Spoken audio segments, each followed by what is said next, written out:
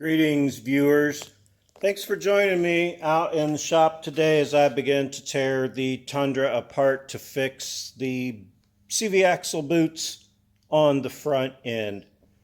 Already got it up in the air, wheel and tire off. You know my feelings on that. Started taking this cotter pin out. Beat the hell out of this cap to get it off. I hate those caps. They are so difficult to get off. However, I do have a couple extras that I will put back on there. On my wheeling truck, I don't put them back on. But on this truck, I think it should be on there. Don't plan on going in here very often. First thing, of course, get the cotter pin out. Take your 36 millimeter off. Get to that here real quick. Got those off. Just making a pile over here since I don't use my hubcaps anymore. You can take the caliper off, but it isn't necessary. I did it on my 3rd gen because the brake lines aren't attached up here. These are still attached really nice. It can all lift up and off of there with the rotor or the brake caliper and rotor attached. It's just heavier, a little more awkward, but I think that's how I'm going to do it this time. On the underneath here, under your ball joint, you've got 414s. I know I've gone through this many times in the past, but going ahead and going through it now too. So I'll buzz those 14s out real quick. Okay, now that you got the bolt and stuff off of here, you might have to tap your axle a little bit to get it started, but it usually doesn't take much. Push it through with your thumb, pull it off out of the way. You can set that right up on top of the, can't see it, right up on top of where your tie rod nut is. This will rest right there and be out of your way while you pop the rest of this boot out, or CV axle out without the boot on there. It wants to come apart, but that really doesn't matter because taking it apart anyway. All right, there's a little better light in there. You can see this boot here tore the whole end of it out and split a little bit up the side. Kind of bizarre the way it went, but oops, it did. The telltale signs are the grease slung up on the sides there. That's what you notice from underneath first thing when you do your oil change and see that your boot is torn. So before I forget and get way ahead of myself again, let me show you why I'm doing, of course the boot is obvious, but why that East Coast Gear Supply bushing that I talk about so much, that I've done on every IFS truck I've got. Let me show you what problem it solves. Okay, now under here, this is your CV axle coming out of your clamshell differential. You can see this one's been leaking just slightly. If you got a slight leak on yours, you can't seem to figure out why, and you've maybe replaced the seal and it leaks again, try to look at how much up and down play that has. Can you see that? Man, it's so hard. Let me put that on the thing. I move my hands and I move the damn camera along with it. But the CV shaft will get real loose. See, it's so hard to fucking see it on the camera. But you can feel it. Can you see how much movement that's got? Okay, probably went on way too much about that, but that's the issue. That bearing wears out, and then your CV axle gets a bunch of slop in the end. It will make your seal leak. And if you don't notice it being sloppy and you just pull it out and replace the seal, it'll make it leak again. So, same thing with these. I'm going to pry off of the nut right there and pop this CV out. We'll take it over to the counter and I'll show you about changing the boot out. Well, I probably should have videoed that one because I'm always telling you how easy they pop out on me. This one I had to turn it repeatedly and try it like 5 or 6 times to pop it out of there, but it did finally pop out. He wore my friggin' dog completely out trying to get this out. There's a little bit of juice dripping. Well, the leak wasn't much. I do have it up on one side and on the ground on the other. Try to help not to lose too much juice, but I'm going to drain it and refill this one anyway, just because I got to take both CV axles out. And yeah, why not? You know, I don't think I did this one. Can't remember if I did this one when I got it, but I know I've done the rear and topped off the transfer case, so it's due for a check anyway. Let me get this over on the bench. All right, first thing you gotta do is get these old ring clamps off. A pair of pliers and a screwdriver can pop them off. They kind of suck to undo. They got little teeth on them and they bite in there. Usually you can get it to pop loose with a screwdriver, but not always. You are replacing the boot here, so if this gets ruined, no big deal. I'm fixing to ruin it. You get it off however you can. It kind of sucks like that. Let me grab a pair of pliers. Kind of sucks like getting that black boot or that cap off of there around the front axle nut. Don't know why those fight so much, but they always do. Okay, got one of them. Now there's one more, then a little alignment thing, but once you get the one, it ain't so bad. Those are junk, you cannot reuse them. I'll show you what comes in the boot kit in a second here. I'm gonna go ahead and get that one off in the same fashion. Well, that one didn't put up near the fight that the other one did. The sucky parts are coming up on this. One, that hole does not look big enough to go around that. That might be an issue, although the rear one here is the same diameter, so I'm believing this boot is going to fit on there with some grease and some help. It's just got to go right past that one little spot there where it gets wide. I'll show you after I get all this off of there. Just because this is already a sucky, greasy, messy job, I cut that boot off and get it out of my way. There is a C-clip that holds this in so that it can't come out, or is there? You know what? This looks different than most of the ones I've taken apart.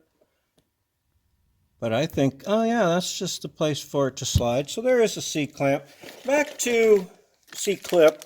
That comes with all new grease, so you get plenty of that. It comes with new ones of these that really suck, and they're a bear to put on, but they can be made to work. And it does give you that other C-clip that you'll need to put that together. But that is how you're going to put it on there on the inside. So let me have a look at this real quick. I'll be right back. Okay, so after some cleaning, I found the solution on how to get that off. Don't forget to catch my video on how to recycle plastic jugs into dog toys. It's really informative, I tell you. So it took some cleaning to get this off. And of course, what kind of guy works on things like this and doesn't have a pair of spreading C-clamp pliers? Here is the little C-clip. It does not look anything like the one they give you in the package, but just feeling around on here and examining the seams on this, I knew it had to come apart from this end. This C-clip has to remain spread. It stays in this little housing here. Okay, you couldn't see any of that. There's that little C-clip. You can kind of see it move in there. Okay, that spreads apart, but it still stays within this housing it's got around it. You just spread it apart and then pull the CV out. I'm going to try spreading it apart with a pair of flat blade needle nose because I don't have a good pair. Have broken several pair, taken Toyota transfer cases apart, but I don't currently have a good pair. My plan here is to take these with the little duck bill on the end of them there, try and spread this apart and hold it and get this axle out. To do that, I'm probably going to have this axle between my legs to hold it, because I only got 2 hands, and I think this might require 3.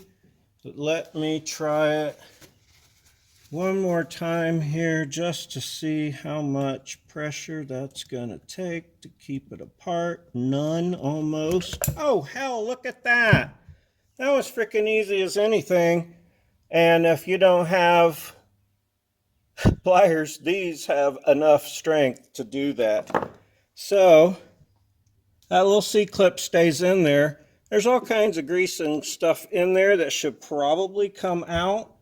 It says to clean this thing in soapy water.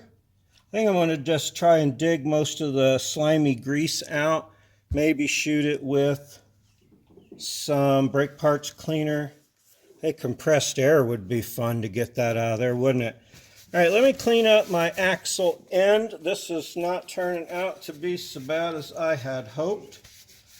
Sometimes when it looks like it's going to be crazy difficult or something, don't overcomplicate it. Just look again and you're liable to find the solution. It just took a little bit of cleaning. I felt around in the grease in there and could feel that C-clip moving back and forth. It just took getting some of that slimy, nasty grease out of there. This is a friggin' disgusting, greasy job. Good thing I bought a whole box of rags for this. I'm going to scoop some grease out of this thing. Be right back. Wow, that's messy. Okay, I've mentioned this on other videos, and I usually forget when I'm going back together to mention it again. This is the part that's inside your clamshell housing. And you can see how this one in the gear oil, it's loose and moves around. If it's hanging like that, it makes it way harder to get your axle out. So if you try a couple times and it doesn't come out, push the axle back in, turn it. I turn it a little bit because you don't know if it's hanging off the side. That one's tough. But if you can just turn it little bits at a time until you get it where it's like this, and there you can see hardly any of it is sticking out past versus how much is sticking out past when it's hanging down. So that's why I say turn it and keep prying it. Eventually you'll get it and it's like that. When you're putting it in, put some grease on it or just make sure that it's hanging that way so that it makes it easier to tap in too. So that's why when I was getting it out, I was saying turn it a little bit and pry on it to get it out. Yeah, and so just make sure that's in the right spot. This grease is black. This awfully shiny. I've been scooping some of it out just with my fingers here, trying to get it mostly out of there. I am going to shoot some brake clean in there, I think. Should I or no? Should I just repack it? Because I don't have time to let it just soak, and I don't want to take the other one apart too right now. So I'll be right back after I finish cleaning this. Okay, well, totally forgot that I had some of this. I like to keep this stuff around. You can use it to clean carburetors, if anybody knows what one of those are. I just dumped a bunch in there, and I'm going to let that soak for a minute. I did scoop a bunch of grease out and put it in that box first. These are Beck Arnley boots, by the way, that I'm using. No, those are flip-flops, but the boots I'm putting on up here, those are Beck Arnleys. I got them from Rock Auto. I had a 15% discount or a 10% discount or whatever it is they give me all the time. So I got them from there. Same price as Amazon with my discount, a little more without it, but I like Rock Auto, and Amazon doesn't send me a cool magnet. So while I get that boot on there, which you don't want to forget before you get done cleaning, repacking, and putting it all back together. So I'm going to put that boot on and then I'll be right back. Okay, well, might I suggest the soak it in some hot soapy water. Now I soaked it in my Chem Dry stuff for about 15 minutes and it made the grease congeal. It wasn't sticky, come out in hunks like jelly, kind of. I dumped some water in there 2 or 3 times, sloshed it around, be prepared, it goes everywhere. Makes quite a mess. Get you a nice tub to catch your brake clean in, because for the final rinse, I gave it a good brake clean rinse. I'll let it dry for a minute and pack that baby full of grease. I'm satisfied. That boot, small diameter, was no issue whatsoever. I just greased this whole shaft up and put some on this bevel, took the boot and just shoved it on. It completely collapsed, but when it got to this part, it just pushed right over, slid up, no issue. I'm going to grease that.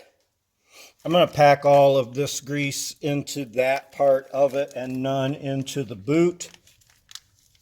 That'll be messy too. It's a really messy job, but I'm going to do that real quick and then show you how to tie these boots off. I think I'll end this and then just do an East Coast Gear Supply in the vehicle in the Tundra install. I know you've seen it, but maybe Tundra guys don't watch 4-wheel or 4Runner videos. So yeah, I'll be back with that part. Let me finish this, packing this with grease real quick.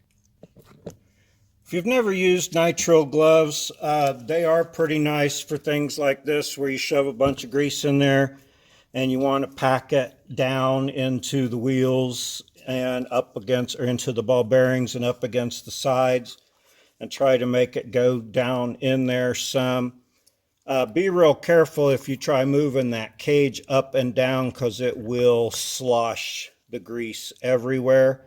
But if you can pick it up and put it at a little bit of an angle and shove a bunch of grease down the middle of the hole, can you see?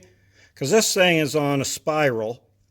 So if you're trying to just turn it real easy and roll it, it isn't going to by hand because it's on a spiral. Not just straight ball action like a 4Runner one is. But anyway, I'm still stuffing the grease down. Just bring it up. You can bring it, the whole thing up to the end. I like the way the whole cage and everything slides in and out. Gives it a lot of travel. Okay, so I'm going to shove the rest of this grease in there. The axle should just pop right in. You don't need to touch that C-clip again. I'm messing up the outside of my housing again that I just cleaned. Let me get this finished up. And even though this all squeezes out like cheese sauce, this is not cheese sauce, so you don't have to get every bit of it. And don't forget that it's grease and lick the package end where you squeezed it out. Don't tell me you don't do that when you make your macaroni and cheese. But anyway, don't lick the grease thing. There's warnings on things for reasons.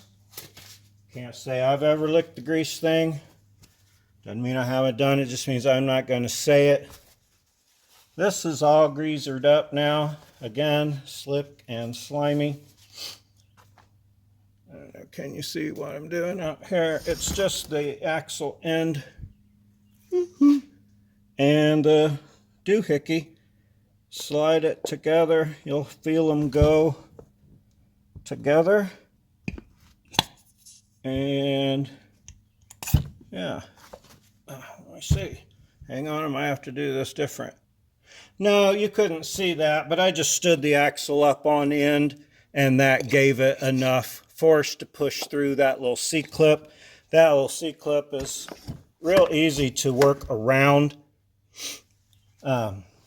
Just got to find it and get to it. Now this other boot here should go on the other end of the boot. Here should go. Can you see what I'm doing? It should just slide up onto this lip that's here. because I got my camera in a weird spot. But this lip right here is what the boot slides up onto.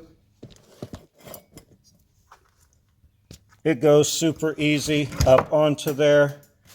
A little bit more grease. You can actually clean your hands and wipe everything off now because that part is over. Working these little metal things here that come with it, they do work well. You can slide them over first, but it isn't necessary. The idea behind this, and now I trim them back because it's easier to work with it. The idea behind this is you pull this back after you've got all the pressure you can get on it. Can you see that? Yeah, this goes together like a belt and a buckle. And then you pull it tight and then back on itself and then bend those clamps over. So I'm going to make sure I'm in the edge. I'm going to get my fingers real nice and clean. I'm blocking everything there. Get my fingers real nice and clean and try to show you how to do that part. And yeah, get a good camera view for one. Okay, from the top, you take your wire booty thing that they give you in the package. This needs to be bent down to give you a good seal. Just see what I did there? Bent that down. The other one, show you how it looks and show you why. It's when you bend it, this part here,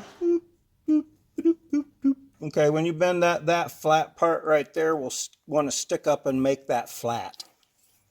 So you just grab it with your pliers right behind the little belt buckle part, and I give it a little bend there. The forwardy part will bend down on its own, but that staying up in the back, I don't like it. So wrap this around your boot. Make sure your boot is in the groove on the axle. There is one, I showed you. And make sure you've got this in the groove on the boot properly and you're not hanging out of one side or the other. This is kind of like, it's exactly like one of those cinch straps or a boot belt or whatever the hell you want to call this thing here. I like to hold this by the tab, pull as hard as I freaking can, and it don't matter if it lets go because it's on its way. Okay, once I got that, I will take the screwdriver that I moved. I'll use the pliers here, and I'm holding against that so I can pull it. Super tight across there. Did you get all that? So you hold it at the buckle, pull it tight. Now that it's held there, try it again with your pliers. It ain't gonna go any worse. Maybe you can get another little hair out of it. And then hold the buckle, bend it tight back against that buckle. Once you're satisfied that you've got it as good as it can get, you see how it's got a little wrinkle in it there? I know it's really hard to see. The bigger boot might show it better. I'm going to smush that wrinkle down. They don't give you great boots with these boot straps. You can wrap it around once prior, but if you wrap it around once prior, it's super difficult. I'm going to quit saying super. You ain't going to know what show you're watching. It's very difficult if you run it through twice, like it says to run it through twice, but it's difficult if you do that because I can never get it to come back. So I'll bend that back over. Get popped right back out again. Anyway, I'm going to smash the little belt buckle down flat and my little ends, and I will just trim that piece off a little shorter. I'm going to do the back one here the same way. Okay, once it's all tapped down, this sets in a nice groove. This one sets in a real nice groove with actual bevel to try to keep the grease out of it. It is important that it gets on there nice and tight. They are kind of difficult, those straps. You can buy the actual ones with the grippy teeth on them, but you got to have a tool that puts them on there with which is like a little bitey jaw that crimps it together. I threw the old ones away already anyway, but after you put the teeth together, yeah, you just crimp it. But anyway, I don't have that. Now again, enough room to go double around. I can show you my thoughts on the go double around part. Just go around her once, and I'm gonna watch. Maybe I'll get an epiphany and learn why going around twice is the best way. If I do, I've got more of these from other boot kits I got in other vehicles that I've brought in. I had a whole bunch of Tundra ones. Okay, so I'm going to try the same process as before. Hold this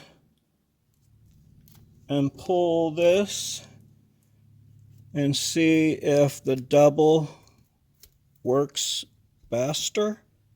I am too far away. All right. Oop.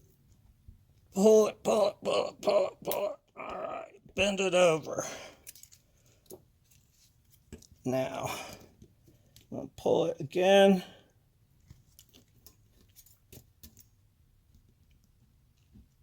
Push it against my buckle. Bend that biatch over. Smush it down. Flat in there. And you see what all I'm doing inside that little place where those little clippy things are. Now, ow. I'm going to bend them over.